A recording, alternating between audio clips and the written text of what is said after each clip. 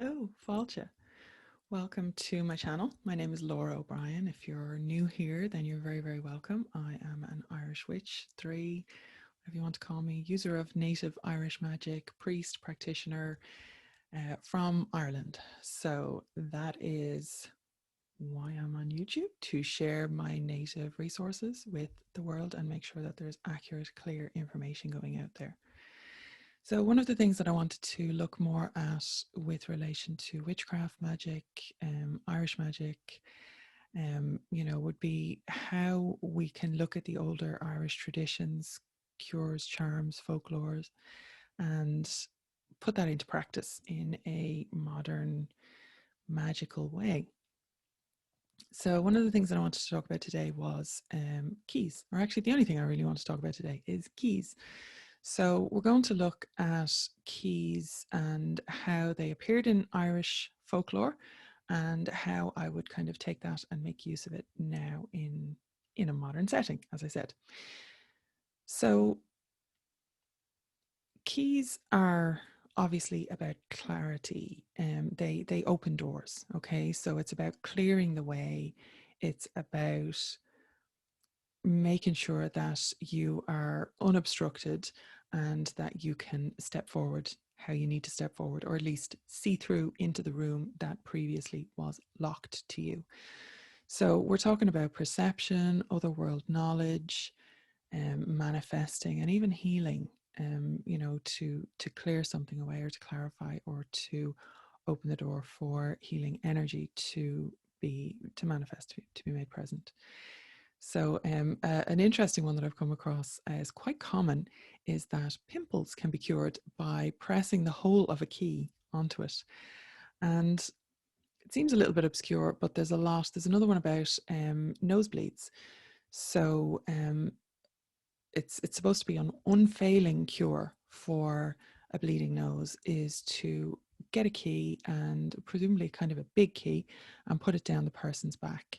And it's most often said that this is the cold that will stop the bleeding. So, but with everything else that comes around keys, it would seem that there's maybe more going on, that, it's not just any piece of metal, it's specifically a key.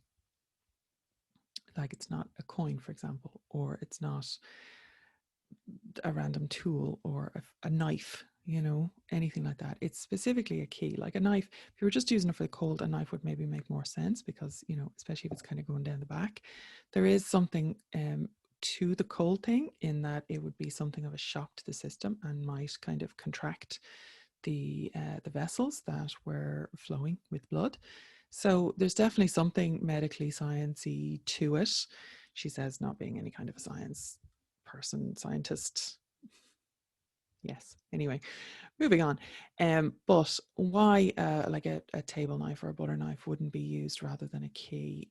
I believe that the key was that there are healing properties in the key, which again is carried out through a lot of the other folklore. And the other thing would be divination. So there is a very, very common custom. It's most often seen around Halloween, Samhain, but I think that that's because divination and prophecy became associated with Samhain, and kind of everything was kind of squished into there. But I believe that it probably would have been any time that divination or a prophecy was needed, that this technique could have been used. So it's taking some lead. So it would have been very common to actually have lead in the home, or at least accessible in like your village through your grocers, because it was the tea chests were lead lined. So there would have been lead available to people, and it was pretty easy to melt it. And so lead is quite a common, anything metal that was needed really. Lead could be melted and shaped to relatively easy by a person at home to whatever you wanted it to be. So this particular form of divination that was very, very common around Halloween would be to take a piece of lead, melt it in an old unused saucepan or whatever over just a fire. And when it was melted, you would get a bowl or a basin of water and an old key. And sometimes it's just a key, but most often we see a widow's key. So you would have to actually either ask a widow or sometimes steal it from a widow, steal her key. So widows' keys were particularly powerful in a lot of these traditions for, some reason.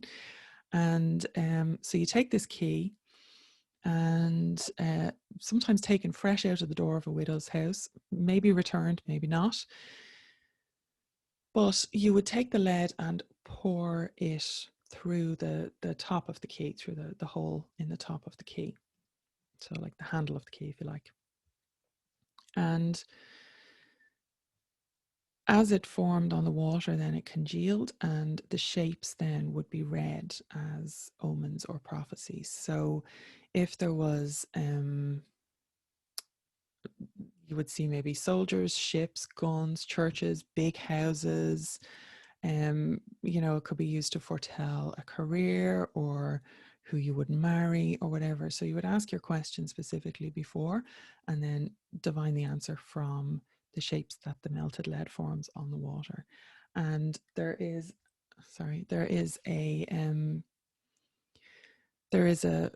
an old kind of meeting of the worlds as well here. So you've got lead would be particularly represented by as the world of earth particularly, and obviously then you have the water represented, and the air, I suppose, as well, the sky, in the pouring. So you've got that kind of that distance between them. So this is kind of where the three worlds meet. And now that's supposition. That's not part of the tradition. That's just me looking at it and seeing, where those elements might actually come in, right? Just to be clear. I do have a whole class on the cosmology of the three worlds. It's a practical guide to Irish spirituality, and it's at theirishpaganschool.com if you would like to take it and learn more about that. It is pretty interesting. But looking at this and looking at all these kind of examples, and we have a huge amount in the National Folklore Collection, which you can find on duchas.ie, duchas.ie. So look for key and you will find hundreds and hundreds of entries, rather. And a lot of them would say very similar things. So like I said, we've got the keys are used to literally open the doors, right? And how I have used this personally, how I've used this kind of key magic, key energy, would be in a couple of ways. So it is very, very much very useful for home and hearth magic. So especially if you're looking for a new home. And you can bring the divination elements into it. So you can have a key that you can steal it from a widow if you want to, if that's your thing. You could offer an exchange if you happen to know a widow. You could exchange them something for an old key that they happen to have lying around. I don't think it matters if it's like an old-fashioned key or a modern key, but I think for me, when I have been able to find older kind of ancient looking keys, they definitely kind of pack more of a punch. Just psychologically, they pack a little bit more of a punch. And but it is not necessary. If you have a widow who's wanting to hand you over an old key to a bicycle lock that they don't use anymore, then it's still a widow's key and it still works, right? Or you can actually just use any key. So if you have a widow's key, I wouldn't necessarily like cleanse it, but I would specifically charge it and align it to your intent. So that can be done by sleeping with it under your pillow. And this is if you know the source, right? So if you know the widow, if it is a random key that you found, I would definitely cleanse it. You can do that by holding it in running water. You can do it by sitting it in a bowl of salt. You can use moon energy to cleanse it.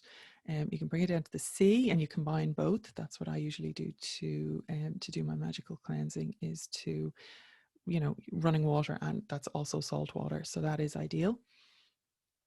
And all of my stuff gets cleansed in the sea because we are blessed enough to live close to the sea here in Waterford in Ireland. So once you're kind of happy with the cleansing and the charging of it and the alignment of this key to whatever you want to do with it, what you can then do with it is you can, if you're looking for a new home, you can use it, as I said, for that kind of divination and prophecy element. You can meditate or journey while holding the key, and see if you can figure out where you want to live or where the best place for you to live would be. You could use it for dowsing on a map in the same fashion, or to the same end, really. If you're not quite sure what area you want to be in, or what country you want to be in, or what neighborhood you want to be in, or what would be the best for you or for your family, you could hold the key, and put it on a chain or your own hair, or any kind of a thread, and basically use it as a pendulum for dowsing. And you can Google that. There's lots of ways to learn some really, really basic pendulum dowsing, but I've definitely used keys for that very successfully in the past. And you can then take the key and transcribe or paint or etch a sigil into it. If you have a particular like house hunting sigil that you would like to bring that energy into into the magic, you can literally carve that onto or paint that onto a key. And you can also use Om, an Om word. I have a free class over at the Irish Pagan School on the 3 truths about Om. There is also an introduction to Om. So if you're going to be using the Om, please make sure that you're using it properly. There's a lot of bullshit out there. So there's some great free resources here on the YouTube, but also over on the irishpaganschool.com. So please, just caution around that. Please use it properly. For example, it has to be in Irish. It or Latin. I mean, we will accept Latin, but if we're going historically accurate, but for the energy of Om to really activate, I believe the Irish language is a very important factor there, preferably Old Irish actually. And I don't often recommend the use of Old Irish over Modern Irish, but Modern Irish will definitely do it as well. And then you would transcribe anyway the word or the I suppose the phrase, if your key is big enough, on Om into the key, and use it the same way you would a sigil to charge it or to manifest with it.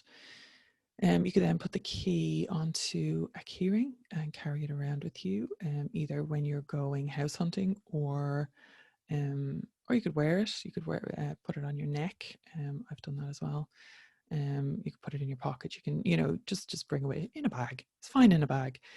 Have it on you, have it with you while you're out and about, while you're house hunting, even while you're going on walks. If you're, if you find a neighborhood that you particularly want to live in, or, want to kind of check out, you can absolutely basically be led around by the key, and, just kind of tuned into it and make sure that you're feeling where it would like you to go.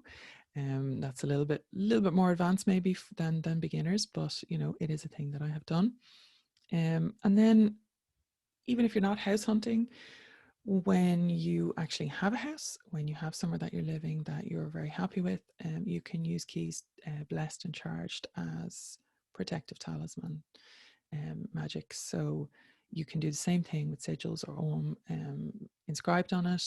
You can just wear the key, and it would be representative of the energy that you want to, the protective, the clarifying, the healing, the the open communication, the access to information that is not necessarily mundane. All of those things, as I said, are and manifesting energies. So all of those things are traditionally associated with keys in Ireland.